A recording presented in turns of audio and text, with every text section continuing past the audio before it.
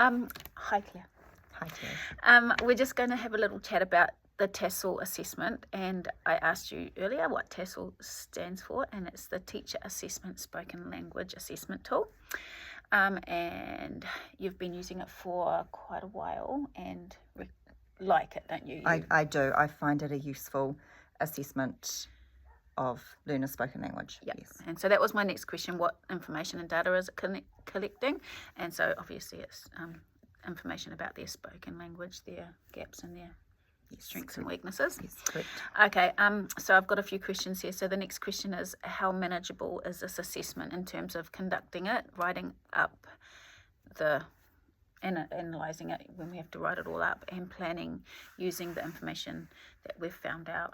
What do you think about time? TESOL's one of those assessments that the more you do it, the quicker you become in the process. So if you break it into collecting the language samples over different days and collect 10 sentences at a time over 5 different areas and write those up straight after you've done them, then collecting is a quick process. Analysing when you first start out does take a little bit longer because you've got to learn what you're looking for, but there is additional paperwork that supports what type of sentences you're looking for and what type of vocab you're looking for. Once you have done more of them, they do get quicker and quicker to analyse. Initially they do take a bit longer. Once you have analysed it, it's very quick to work out the gaps and what they're missing, and therefore it can just be added into your planning. And a lot of times what they're missing that you find in the TESOL, you would have picked up in other areas anyway, and you may already be planning for it, and it will link to other areas of your planning as well. Cool, yes, because I've done it before as well. I've just done it the last year. I've just started doing RTD, and I did too many at one time, and it was really overwhelming. But in saying that, it was really useful, and I did find some really important information and some gaps and things that I used. So it is good. When I first started, we would do 50 sentences of a recount, so you would end up with a very long thing to analyse, and that was very time consuming. But doing it over a 10 sentence recount or like that's far more manageable, and asking the questions and recording questions, that's much more manageable than it being a 20-minute recording to try and type up and analyse. Yeah, that's tricky. And I guess once you've done it lots of times and get used to it, the activities that you can use to fill the gaps that you find. Yes, you just get to just know, because I at the moment still don't know, except for the WH one where there's the WH questions. Lots of the time I'm like, oh no,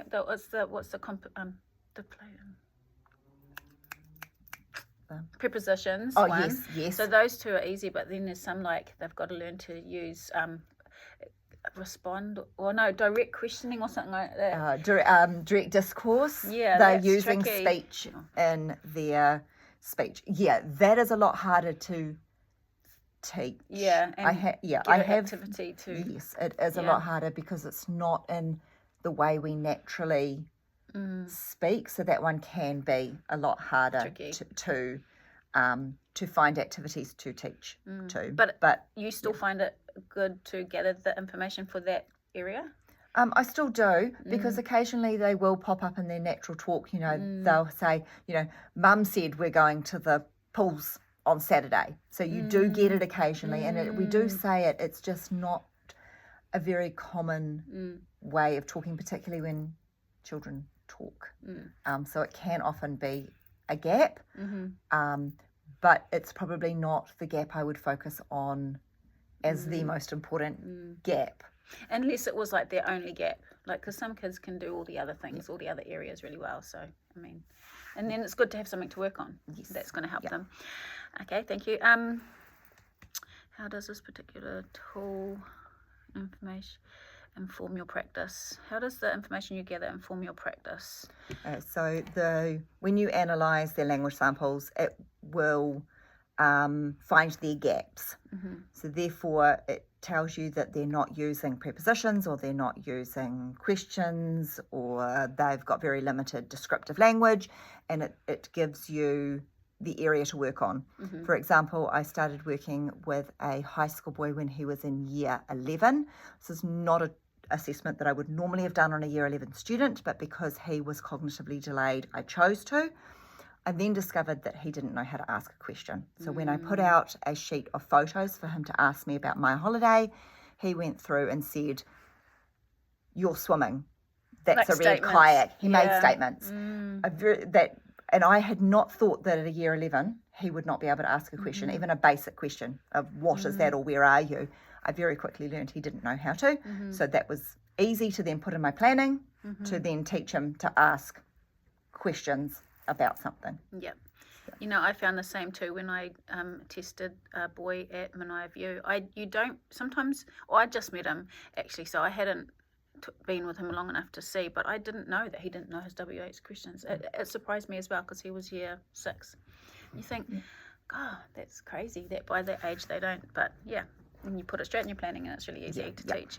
And just the last question is, do you think that this assessment tool, TESOL, do you think that it allows for collaboration? It certainly could for some learners, particularly for Oars learners. I could see that once you've completed the assessment and analysed it and determined the gaps, that you could collaborate with a teacher aide around the gaps so that they're getting more time to practice those things that are missing. So if it was WH questions, then you could get the teacher aide to work on that when you're not there as well. So it certainly could be used in collaboration in that situation. It could also, I have also used it to formulate IEP goals if they're needed, you know, that particular area is needed because it's seen as a big gap that would support classroom learning. You could also include it as an IEP goal to be worked on. Cool. So you do use it in collaboration, you can do. Yep, you certainly can. The assessment, probably not so much actually doing the assessment, but using, after you've analysed the results, the gaps and teaching to those gaps could certainly be done in collaboration with probably, I would say, probably more a teacher aide than a classroom teacher, but yes, I could see how it could be used in collaboration. Cool. Okay, thank you.